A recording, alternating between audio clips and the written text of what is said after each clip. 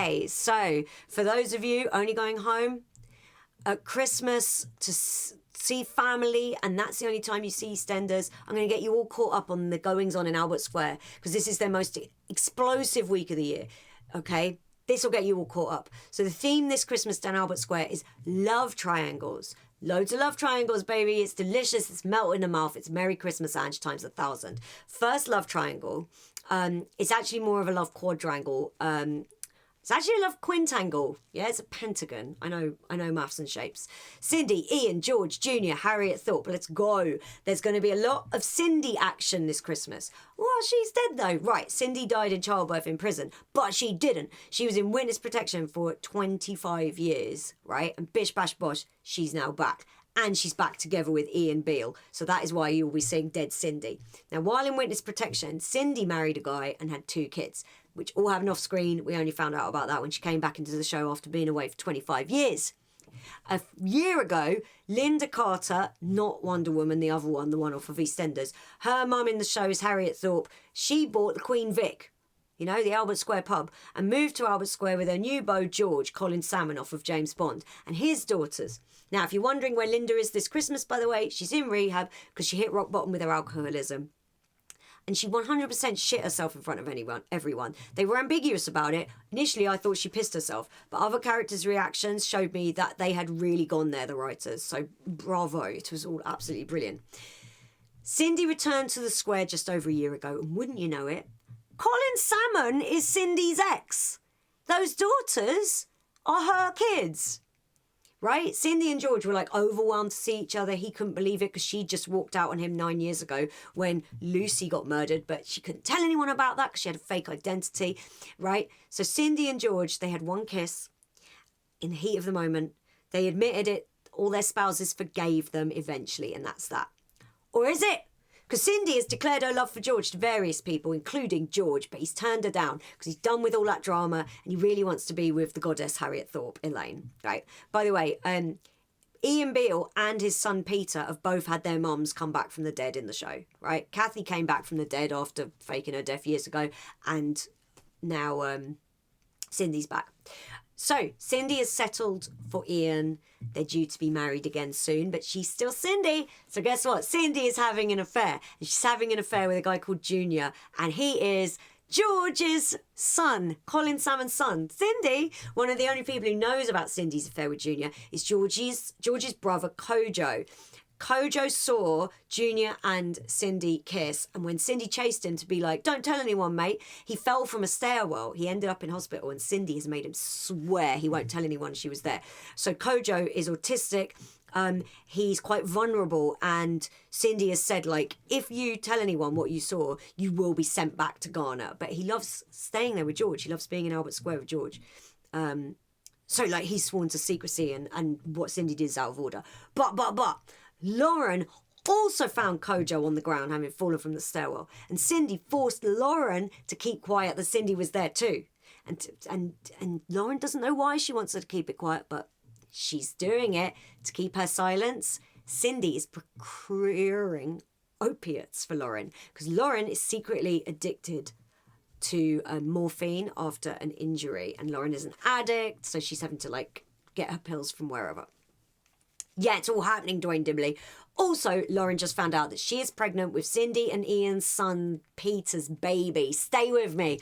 Last week, Lauren came clean about her drug problem and dropped Cindy in it as her dealer. Cindy was like, oh my God, she's deranged. And Lauren said she could prove it because Kojo knew. So they all went round the Vic and crowded around Kojo, and they were like, Kojo, wasn't Cindy there on the night you fell from the stairwell? And he's just like, no. He clams up bigly out of fear. So now everyone just thinks that Lauren is a lying weirdo drug addict because of Cindy. Cindy, also one of the people she's declared that she loves George to, is David. Yeah? David Wicks from years ago, who she did one of her affairs with. And also David was kind of a little bit involved with hiring a hitman to have Ian killed. Do you know who actually hired the hitman, though?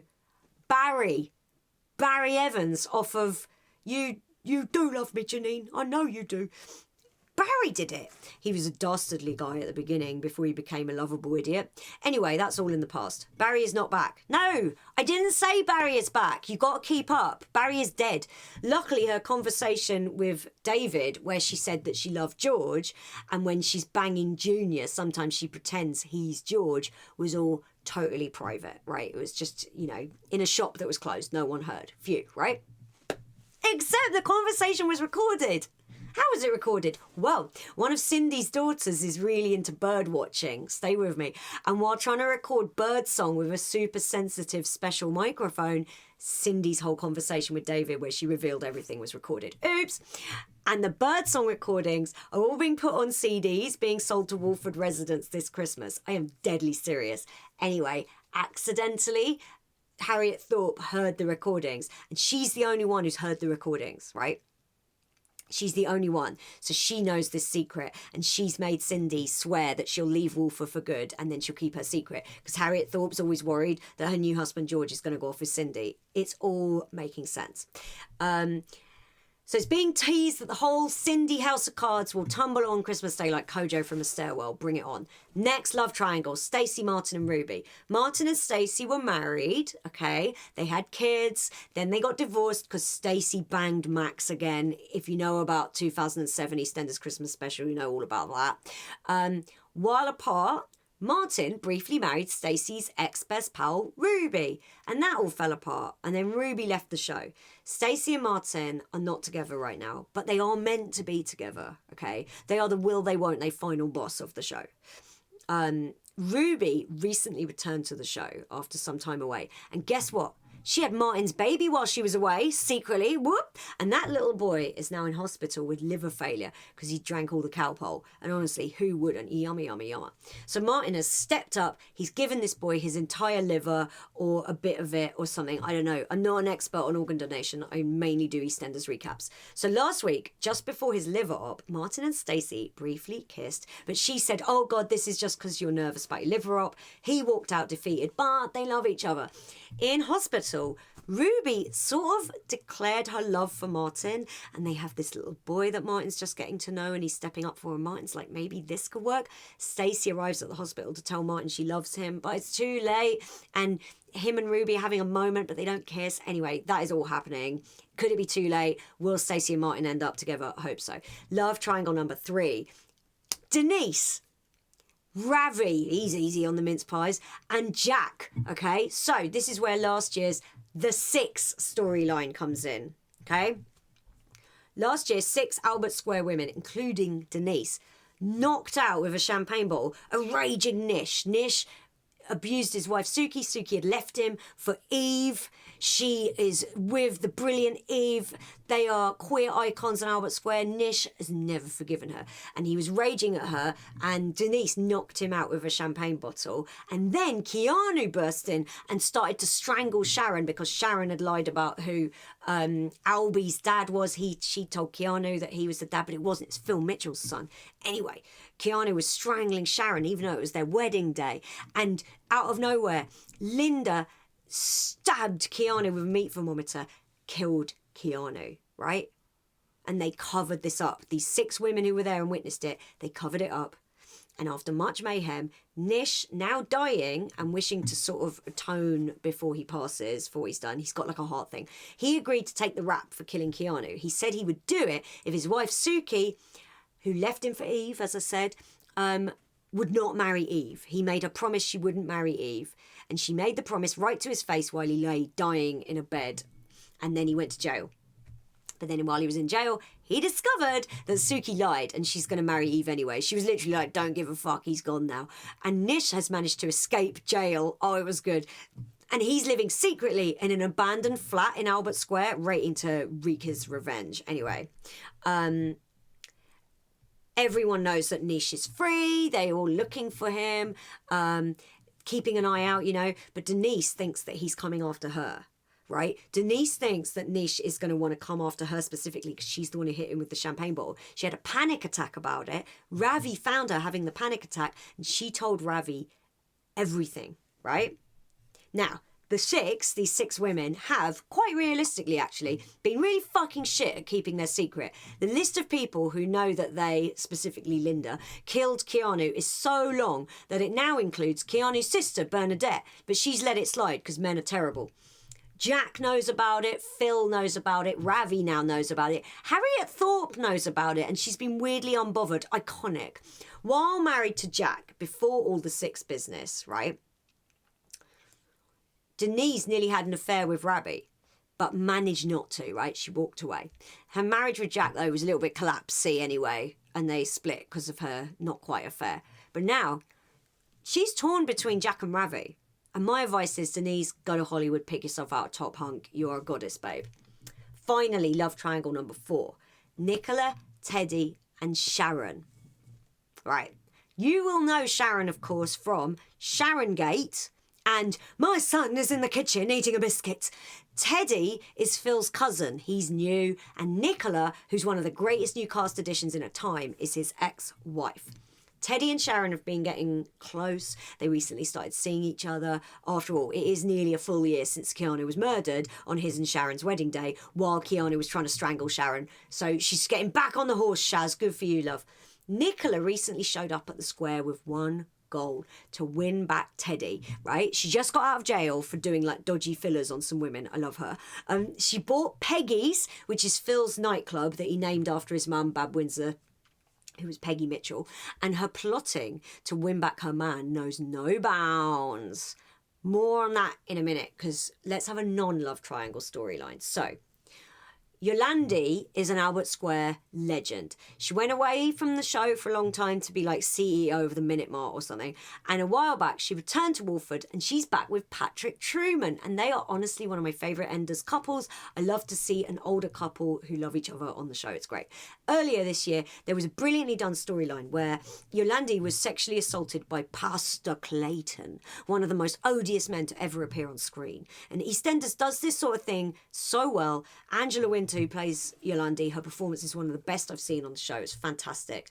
She got the courage to go to the police. The pastor denied everything.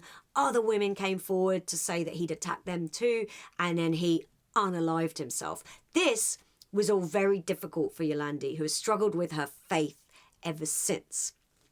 I can't begin to describe to you like how classy this has all been, okay? I know EastEnders is a soap and it has crazy, ludicrous storylines. We've got 4 love triangles in one Christmas, the audacity. But this has all been really beautifully handled, performed and written, so bravo to all involved. Pastor Clayton has a memorial service on Christmas Eve. That will be in the episode we're about to watch. Something Yolandi is finding very painful. I love her. Speaking as a staunch agnostic, I hope she finds her love for Jesus again. He seemed pretty chill. Go on, Jeebus. From the sublime to the equally sublime. I'm going to address this, even though it isn't looking like it will come up this Christmas, but it will come up in the new year, okay? Because if I don't address it now, reply guys are going to go, what about Bianca in the lockup, right? Okay. Okay, so even though you're unlikely to see anything about this until early next year, Sonia, you know Sonia, Trumpet, she's got a new man. He's called Reese. He's a meek little nerd. And it turned out he had a wife in a coma in a long-term expensive care home after she had a stroke. We only ever see his wife, Debbie, in her coma. Like, we've never seen her up and about because she's been in a coma for ages. Let me tell you, no wonder the care home was so expensive. Her skincare regime that they have kept up in there is incredible. Her lip gloss was always absolutely perfect. I reckon it was Dior Addict. Anyway, Reese and Sonia wanted a baby. Sonia was thinking this might be her last chance to have another baby. She had one when she was 16. We all remember that. Rebecca. And now she's like 40 and she's like, it's my last chance to have a baby. So Reese secretly used his wife's savings, which are for her care, to pay for IVF. And Sonia became pregnant and she was over the moon. But then it came out that he'd used all the money, that there was no money left. Sonia forgave him because she seems to forgive him anything. She just really wants that baby, man. And Sonia, what Sonia did was she decided to sell the house that Dot had left her to carry on paying for Debbie's care and to get Reese out of debt. But Reese took matters into his own hands. He smothered Debbie with a pillow, right? It was harrowing. Dead Debbie.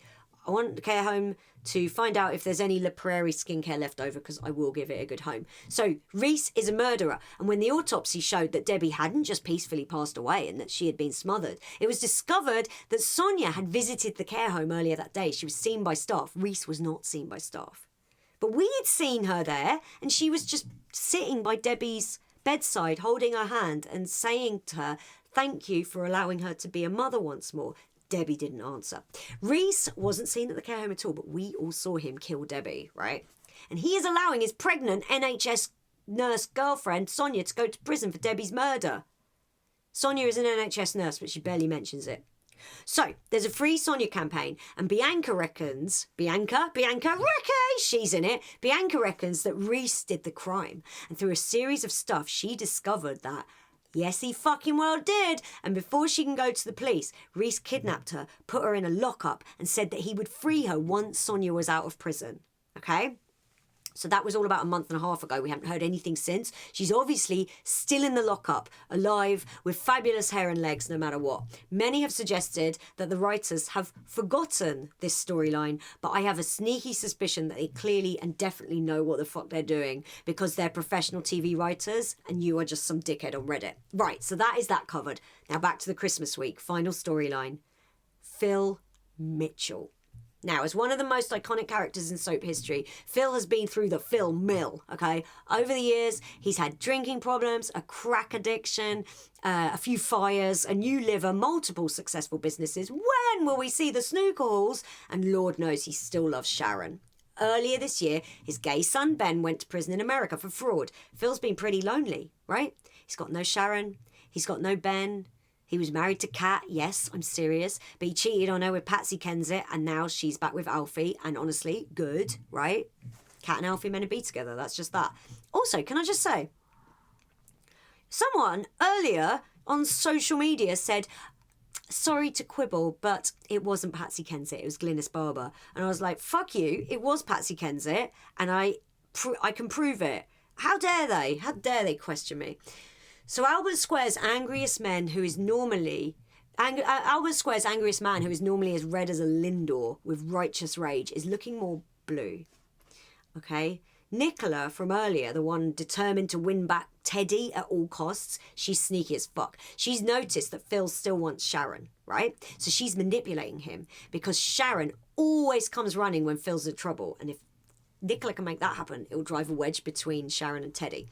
Do you know what Nicola did, lads? Knowing Phil's history of alcoholism, she took a bottle of whiskey over to his as a gift, all innocent. And Phil didn't give in to temptation. He poured it down the sink. Heroic scenes. But first he kind of kept it in a cupboard for a while and said to someone he was going to give it to Billy as a gift. But he poured it down the sink. But Phil is so sad, you guys. He is really very sad. People have been reaching out to him and he's rejecting them all. And we could see him do something really rash this Yuletide. I'd say that, but he will still be with us into 2025, right? Phil Mitchell will live on until the sea boils, the sky turns sackcloth, and the old ones consume us, right? This Christmas, check out some reliably magnificent acting from GOAT Steve McFadden. That reminds me of when I was rehearsing a musical in December 2017. Steve McFadden was rehearsing a panto in the same building. It was Dance Attic in Fulham. Anyway, he was rehearsing a panto there, and I walked past him twice in the corridors, and both times he was talking animatedly to different people about Greek food. But I doubt any of that Greek food stuff will be on the EastEnders Christmas episodes because the BBC's too cowardly. So EastEnders, greatest show on TV. They make 200 episodes a year. Succession only had to have 10 episodes a year. And what I am saying is EastEnders is nowhere near 20 times worse than Succession. Think about it. Oh, and as it's Christmas, keep an eye out for at least one EastEnders crane shot. They whack them out Christmas. On Christmas Day, I am aiming to live stream both episodes. Okay, 7:30 and 10:35. I will be on Twitch live streaming the episodes. So get ready for the best Christmas Albert Square has ever seen.